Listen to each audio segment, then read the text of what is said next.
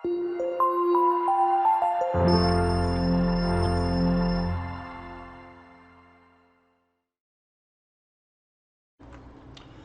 meus amigos, tudo bem? Vamos retomar então o estudo aí do direito penal, parte geral. E nós estávamos estudando o iter criminis, vamos retomar o estudo do iter criminis. E nós vimos aí, de maneira geral, as 4 fases, né? A cogitação, preparação, execução e consumação. Lembrando que na última aula nós vimos as 2 primeiras fases, a fase de cogitação e a fase de preparação. A cogitação é aquele momento no qual o indivíduo ele vai idealizar a conduta criminosa e essa fase é subdividida. Já na fase de preparação, é uma fase na qual o agente ele vai reunir condições, obter ferramenta, comprar a corda, arma de fogo, conseguir um veículo para praticar o roubo, enfim. Ele vai organizar e reunir condições para poder executar o crime que está na mente dele. E o que tem de importante na preparação, é nós lembrarmos que, como regra, ela não é punida. Cogitação jamais é punida. Cogitação não é punida nunca. Não podemos punir pensamento ainda. Né? Ainda não podemos punir pensamento. A fase de preparação, em regra, ela não é punida. Por que eu digo em regra? Porque, como nós vimos na última aula, existe uma exceção quando atos preparatórios são previstos na lei como crimes autônomos. Então, nós temos esse tipo de situação como a associação criminosa, petrechos para produção de moeda falsa, o próprio crime de terrorismo, sabotagem. Então, é a punição, o legislador se antecipando e punindo atos preparatórios, só que com status de crime autônomo. Aí, nesse caso, é possível sim, a doutrina, a jurisprudência entendem possível a punição de ato preparatório. Agora, ato preparatório desvinculado de um crime autônomo, aí isso não é possível de punir.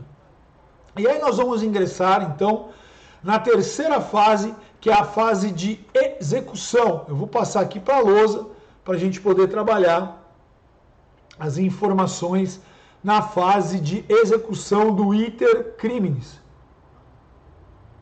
Lembrando que iter criminis é o itinerário do crime. Então, o que nós temos aqui na fase de execução?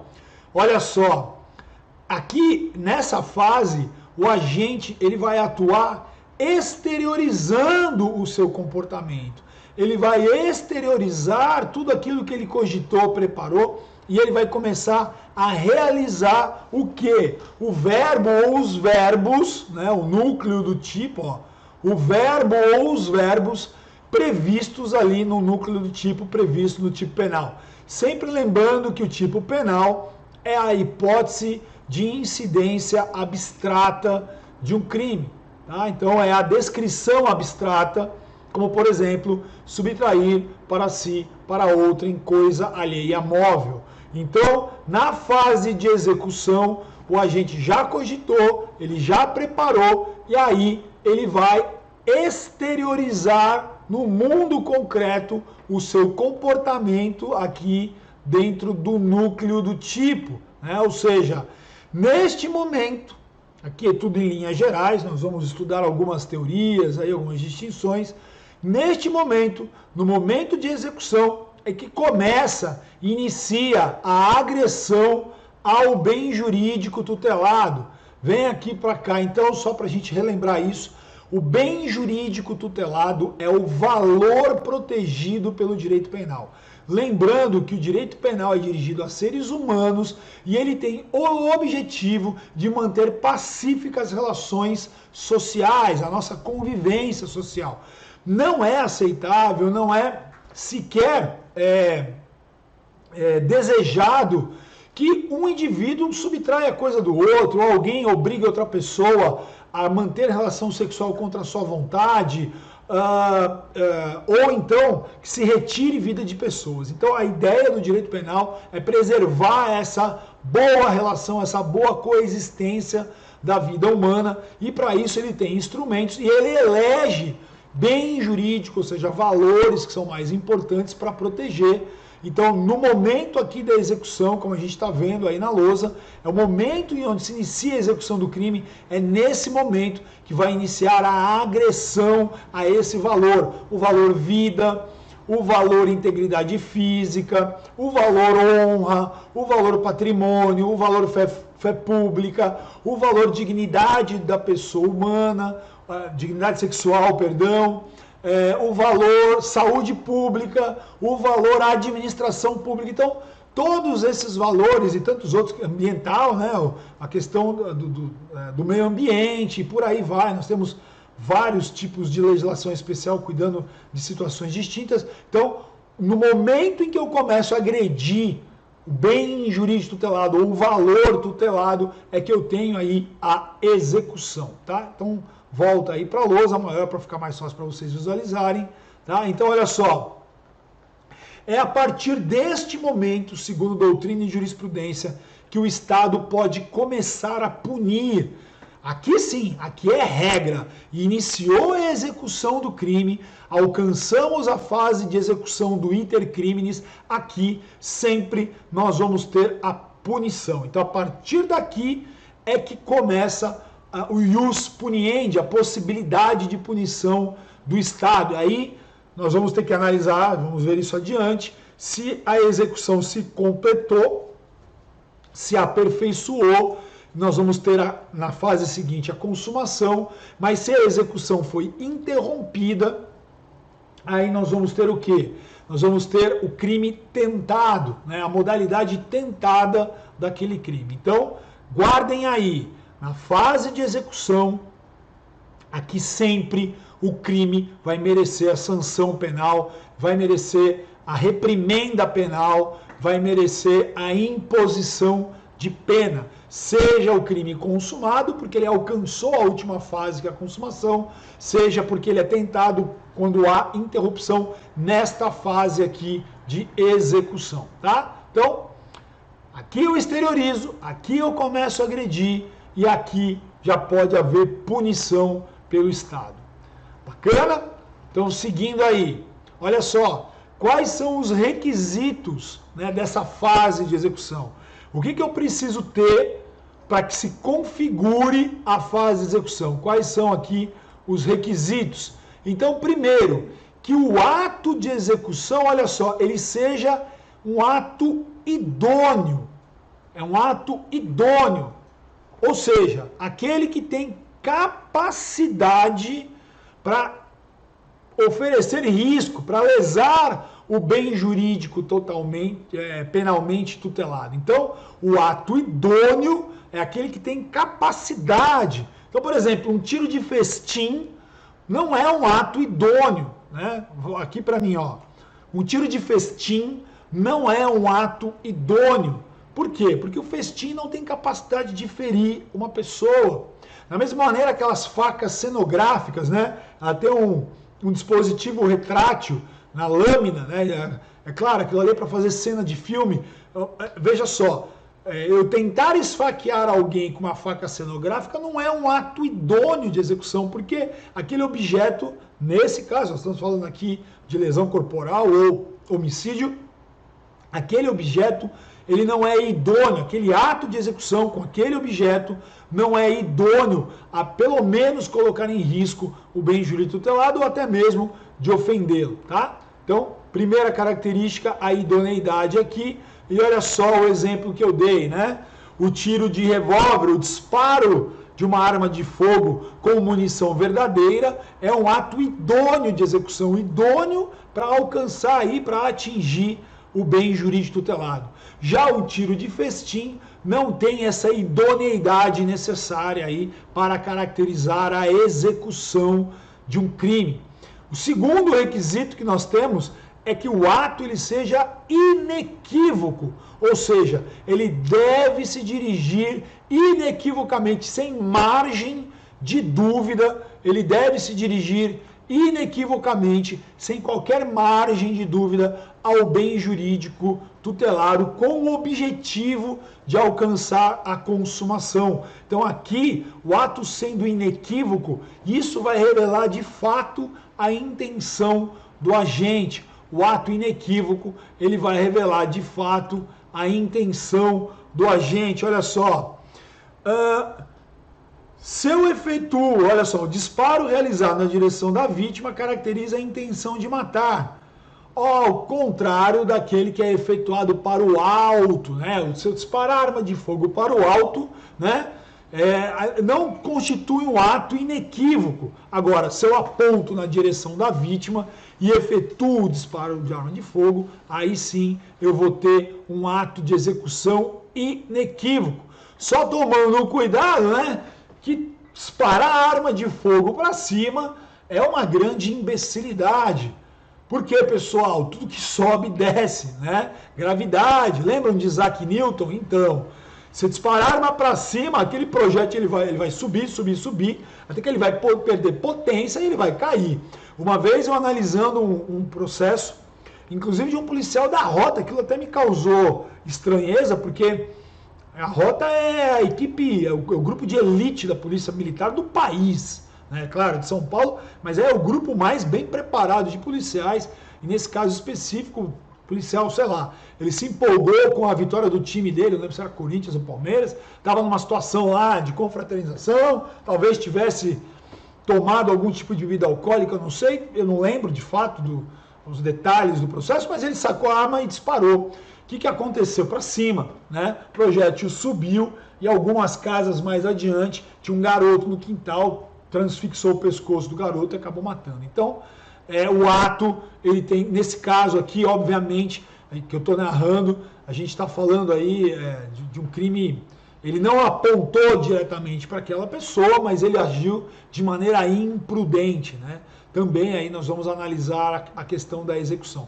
Mas o que é importante aqui, então, é a gente ter a questão do ato se direcionar sem margem de dúvidas ao bem jurídico tutelado. Esse ato deve ser inequívoco, ato inequívoco. Seguindo, então, nós vamos ter o quê? Deixa eu só voltar aqui para mim, pessoal. Existem algumas teorias que elas vão explicar a transição entre o ato preparatório e o ato de execução. Por quê?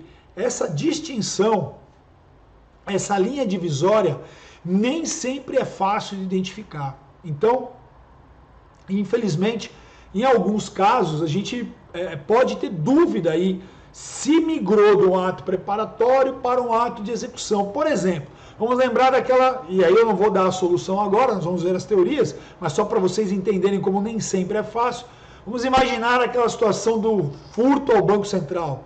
A mídia falou roubo ao Banco Central, mas não foi roubo, foi furto porque não teve violência ou grave ameaça. O furto ao Banco Central, eles começam a escavar um túnel para alcançar o Banco Central. Será que escavação sob o solo, na direção do banco, eu já estou no ato de execução ou será que é um mero ato preparatório? Será que escalar um muro para alcançar dentro da casa que está lá no quintal é um mero ato preparatório ou já estou dentro de um ato de execução? Perceberam como não é simples? Então, eu saco a arma de fogo e aponto para alguém. Será que isso é um mero ato preparatório ou eu já iniciei atos de execução? Então, para isso, a doutrina construiu algumas teorias para explicar essa transição entre o ato preparatório e o ato de execução, que nem sempre no caso concreto, e acreditem, isso é muito discutido nas cortes, primeira instância, a defesa suscita esse tipo de dúvida, de teoria, aí vai para o tribunal, e isso tudo é discutido dentro das cortes, essa transição entre o ato preparatório e a execução. Por quê? Estou sendo chato, mas porque nem sempre isso é tranquilo, é fácil de identificar. Belezura? Legal, então? Vamos ver aqui, então, essas teorias. Olha só, a primeira delas, deixa eu só tomar uma aguinha aqui. A primeira delas é chamada de teoria subjetiva, né? Subjetiva. Nessa teoria aí, olha só, essa teoria ela afirma que não existe transição entre ato de preparação e ato de execução, ou seja, nós vamos ter que investigar qual é o plano interno do agente. Nós vamos ter que entrar na mente dele e verificar. Fica evidente para vocês que essa é uma teoria muito difícil de aplicar na prática, né? Porque como é que você vai entrar no plano interno do agente para tentar descobrir se ele fala assim, estou saindo do ato preparatório e agora estou indo para o ato de execução. Então, não é uma situação, não é uma teoria que seja muito de simples aplicação, né? Não é uma teoria aí de simples aplicação. E aí, sempre, né, doutores, se nós temos teoria subjetiva, é porque do outro lado nós vamos ter teoria objetiva, né? Então, para essa teoria, em linhas gerais, nós vamos ver que ela tem subdivisões. Para a teoria objetiva, em linhas gerais, eu vou distinguir atos preparatórios de atos de execução quando eu percebo o início da realização do tipo penal. Só vem para mim aqui o início da realização do tipo penal. O que é a realização do tipo penal? Nós temos aquela moldura abstrata, a descrição do crime de forma abstrata, matar alguém, subtrair para si, para outro em coisa alheia móvel, constranger alguém mediante violência ou grave ameaça à conjunção carnal ou ato libidinoso diverso da conjunção carnal, e por aí vai, tantos crimes. Essa descrição abstrata, quando o agente inicia, quando ele começa a percorrer tudo aquilo que está descrito no tipo penal, para a teoria objetiva, eu passei da preparação e entrei em atos de execução, tá? Então, em linhas gerais, que nós vamos ver a subdivisão dessa teoria, essa é sim, se eu tiver que comparar, se vem uma pergunta assim, doutor, qual teoria aí foi utilizada, foi adotada pelo Código Penal para distinguir ato preparatório e executório? Subjetiva ou objetiva? Se a pergunta for só essa, sem sombra de dúvida, vocês vão marcar a teoria objetiva. Só que nós vamos ver as suas subespécies aí, e aí existem gradientes, nuances que a gente precisa verificar, tá? Compreendido isso? Então, objetiva significa o ato externo, né? Ele começa a transitar ali pelo tipo penal, pela descrição abstrata, aí eu posso dizer, ok, estamos em ato de execução. Legal? Então, seguindo aí, né? Teoria subjetiva, teoria objetiva. Teoria subjetiva, teoria objetiva, tá? Então, ó, esta, a objetiva, a teoria, o gênerozão, é o adotado pelo Código Penal. Beleza. Mas aí nós temos subdivisões, né? Como a vida de quem estuda direito não é fácil, nós vamos ter aí subdivisões. E olha só, então, a primeira teoria, né, e a subdivisão, né, da teoria objetiva é a teoria objetiva, a teoria da hostilidade ao bem jurídico ou critério material. Então, eu vou considerar atos de execução aqueles que são aptos a atacarem o bem jurídico tutelado. Tá? Então, essa primeira teoria, ela é bem simples, ela é objetiva, é o seguinte, olha, eu identifico que eu tenho ato de execução simplesmente quando eu consigo identificar que já houve hostilidade, já houve ataque ao bem jurídico tutelado aí na situação concreta. Né? Nelson Hungria, né? o famoso Nelson Hungria, que tratou aí, descreveu essa teoria. E aí nós temos uma segunda subdivisão da teoria objetiva, que é a teoria objetivo-formal, né? Eu vou identificar, então, atos de execução com a realização do núcleo do tipo. Lembrando lá que o tipo penal é dividido em, vamos voltar para cá só para relembrar, o tipo penal é dividido em núcleo, elementos e circunstâncias. Então, o que a teoria objetivo-formal está dizendo é que eu já tenho atos de execução quando eu inicio ali a prática do verbo ou dos verbos previstos no tipo penal. Teoria objetivo-formal ou lógico-formal, quando eu vou para o verbo ou verbos, né? Olha lá, no crime de homicídio, o sujeito com golpes de faca inicia o verbo matar alguém, né? Inicia o verbo matar. Então, quando eu inicio o núcleo do tipo, aí sim eu tenho atos executórios. Então, olha só, subdivisão: primeira, teoria da hostilidade; segunda, teoria objetivo formal. Teoria objetivo formal. Doutores, eu vou parar aqui, tá chegando em 20 minutinhos, e a gente já volta aí no próximo bloco, seguindo a nossa aula. Legal? Até já. Até já.